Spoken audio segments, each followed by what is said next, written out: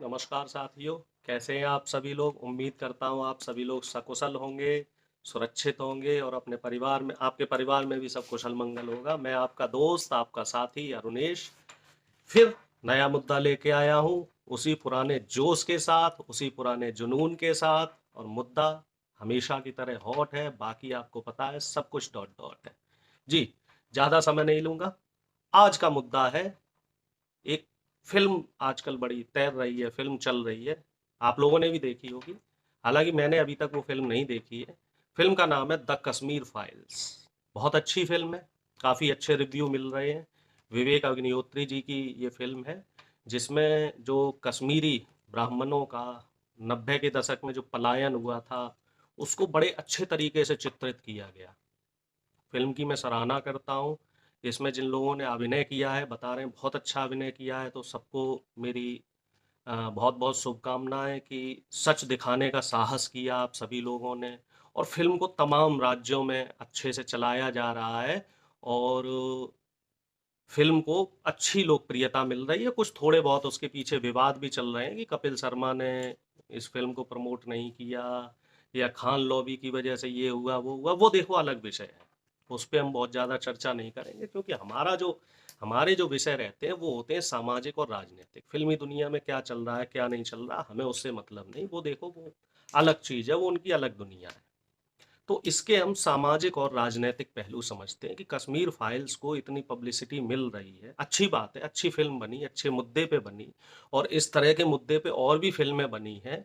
तो मेरा प्रश्न ये है कि और जो फिल्में इस तरह के मुद्दे पे बनी हैं, क्या उन्हें इतनी पब्लिसिटी या लोकप्रियता मिली है?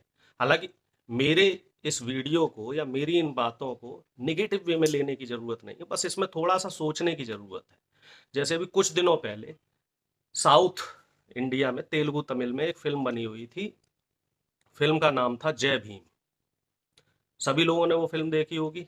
अभिनय किया था एक्टर सूर्या ने। और वो फिल्म संविधान के ऊपर बनी थी। उस फिल्म की लोगों ने सराहना की। हालांकि उस फिल्म को अगर राजनीतिक और सामाजिक दृष्टिकोण से देखा जाए तो उस फिल्म को भारतीय जनता पार्टी के लोगों ने नहीं सराहा। वजह क्या थी? वजह ये थी, वो भी वजह भी आप लोगों को पता होगी, चलो मैं खुल के ही बताता हूँ। वजह साहब ये थी कि वहां पे जो अत्याचार करने वाले लोग थे वो सामंतवादी विचारधारा के लोग थे। और जिनका शोषण हो रहा था वो दलित पिछड़ी जाति के लोग थे। तो इस वजह से ना तो नेशनल मीडिया ने उसको उतना कवरेज दिया उस फिल्म को, ना इतने जो सो कॉल्ड कथा कथित जो बड़े बड़े राजनेता हैं इन्होंने उसको इतनी तरजीह दी। और ना जो इतने हिंदूवादी संगठन बनते हैं, जैसे इस फिल्म के लिए दुनिया भर के तमाम मैं देख रहा हूँ हिंदूवादी संगठन जो अपने आप को हिंदू बोलते हैं कि हिंदू राष्ट्र और ये वो तमाम, ये सब अच्छी बात है। मैं भी हिंदू हूँ और गर्व से मैं कहता हूँ कि मैं हिंदू हूँ, हिंदू रहूंगा।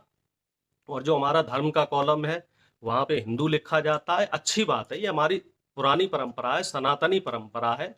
हमने पहले मुगलों का भी जम के विरोध किया, फिर अंग्रेजों का भी जम के विरोध किया। बहुत से लोग इसमें झुक गए, बहुत से लोगों ने, ये देखो अलग विषय है, बहुत से लोगों ने रोटी बेटी का संबंध कर लिया।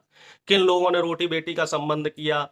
कौन लोग सत्ता के नजदीक रहे, कौन लोग सत्ता के आगे झुक गए, मुगलों के आगे झुक गए, अंग्रेजों के आगे झुक गए, ये बताने की जरूरत नहीं है। ये वही आरएसएस की सामंतवादी विचारधारा के लोग हैं जिन्हें हमेशा सत्ता प्यारी रही। अब असली मुद्दे की बात करते हैं। वो जो सामंतवादी विचारधारा, आरएसएस की विचारधारा, मुगल की, अंग्रेज की, उस पर किसी और दिन चर्चा करेंगे। वो भी बहुत इंटरेस्टिंग और चर्चा का विषय है, तो उस पर भी आएंगे। एक दो दिन बाद उस पर भी चर्चा होगी। आज हमारी चर्चा का विषय है द कश्मीर फाइल्स की आखिर इसको इतना बढ़ावा क्यों दिया जा रहा है, और जय भीम जैसी जो फिल्म बनी है वो फिल्म कहाँ गायब हो गई। हालांकि इतनी लोकप्रिय फिल्म रही, अंतर्राष्ट्रीय पटल पे उसको बहुत सराहा गया, लेकिन हमारे बीजेपी आरएसएस के लोग और जो हिंदूवादी संगठन है उन्होंने इस फिल्म को क्यों नहीं सराहा? क्या जो हिंदुत्व है वो सिर्फ एक जाति विशेष या फिर एक संप्रदाय विशेष, चाहे चाहे हम ये कह लें जो आरएसएस जैसे संगठन है, क्या इनके हिसाब से वो सब चलेगा?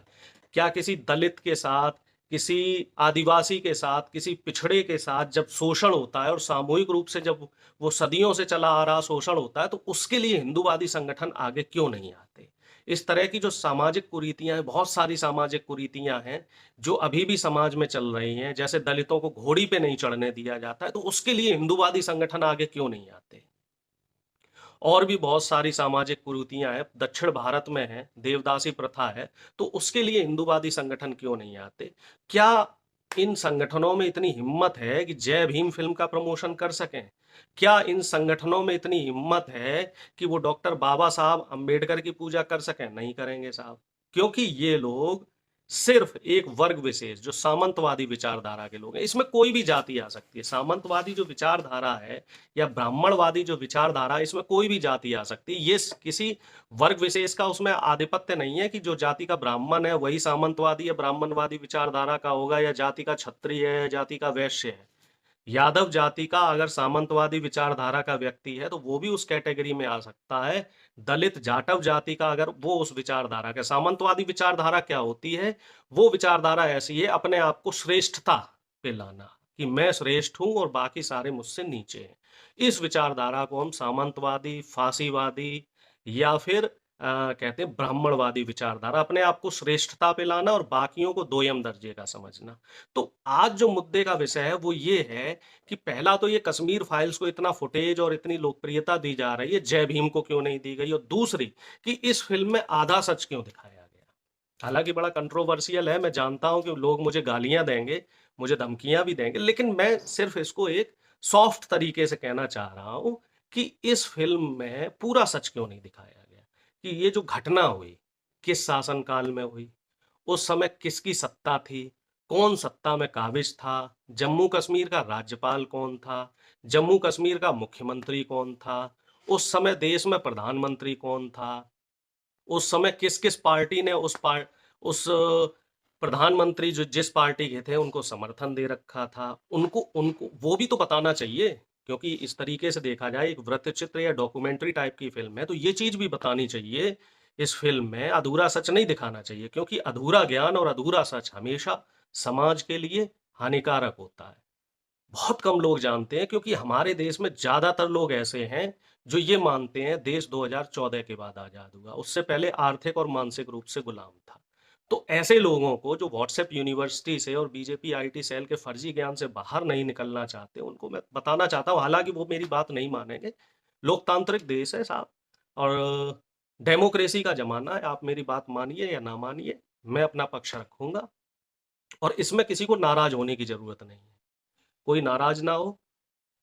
सिर्फ ये पक्ष है कि उस समय जनता दल की सरकार थी, बीपी सिंह जी उस समय प्रधानमंत्री थे, और मजे की बात ये भारतीय जनता पार्टी ने इस तीसरे मोर्चे की सरकार को समर्थन दिया हुआ था, बकायदा समर्थन था।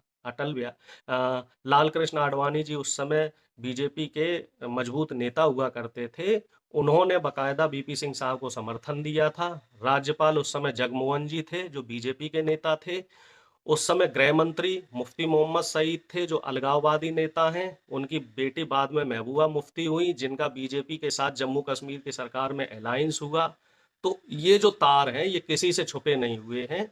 और उस समय जो मुख्यमंत्री भी थे, हालांकि उस समय राष्ट्रपति शासन लग गया था, तो इसमें जो ताना बाना है या नाकामी है या कमजोरी है, वो किस पार्टी की है?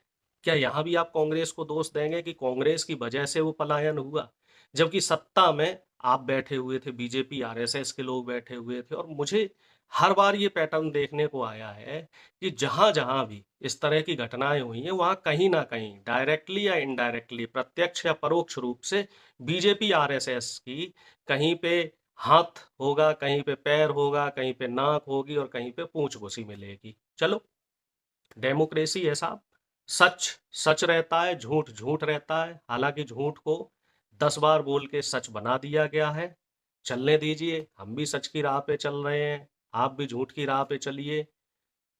लंबा सफर है और लंबी परीक्षा है, देखते हैं। वैसे अभी तक तो हमेशा सच विजयी रहा है, देखते हैं झूठ कितना और आगे चलेगा। हालांकि ये फिल्म बहुत अच्छी है, फिल्म सभी को देखनी चाहिए, लेकिन जो अधूरा सच है, मेरा इस वीडियो को बनाने का जो मकसद था वो सिर्फ इतना ही था कि जनता अधूरा सच ना समझे, जनता पूरा सच समझे और जो जय भीम जैसी फ़िल्में हैं, जिसमें दलितों, शोषितों, वंचितों और आदिवासियों को, इस तरह की जो फ़िल्में हैं, इनको भी मीडिया जगह दे। इनको भी हमारे नेता जगह दें, ये भी हिंदू हैं, इनको भी बराबरी का अधिकार दें। ये आपको वोट देते हैं, आपको वोट देके ही सरकार में हैं। मोदी जी को प्रचंड बहुमत मिला है, दूसरी बार मिला है, हो सकता है आगे भी मिले। तो भई, आप इनकी भी सुनें। सिर्फ एक वर्ग विशेष या सिर्फ एक समुदाय विशेष की फ़िल्म को आप आगे बढ़ा रहे हैं, उनकी बातों को आगे बढ़ा रहे हैं, तो ये कहीं न कहीं हिंदू धर्म के साथ बेईमानी है। तो साहब, इस बेईमानी से बचने की कोशिश की जाए। मैं अपनी बात यहीं ख़त्म करता हूँ। मेरी बातें बहुत से लोगों को चुभेंगी, बहुत से लोगों को मेरी बातें खटकेंगी और बहुत से लोग मुझे गालियाँ भी देंगे। तो ठीक है, स्वागत है साहब।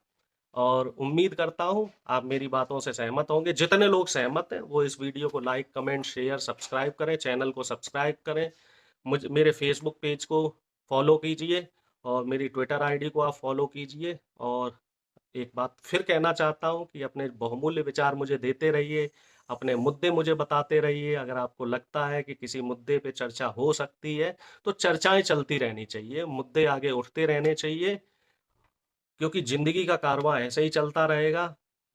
डॉक्टर राम मनोहर लोहिया जी ने कहा है कि जब संसद आवारा हो जाए तो जनता को सड़क पर उतरना पड़ता है, और हर जिम्मेदार नागरिक को अपनी बात कहने का पूरा अधिकार है।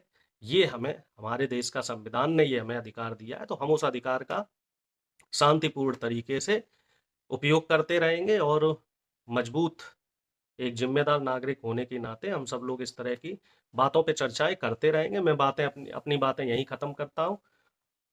आपका दिन शुभ रहे। जय हिंद। नमस्कार।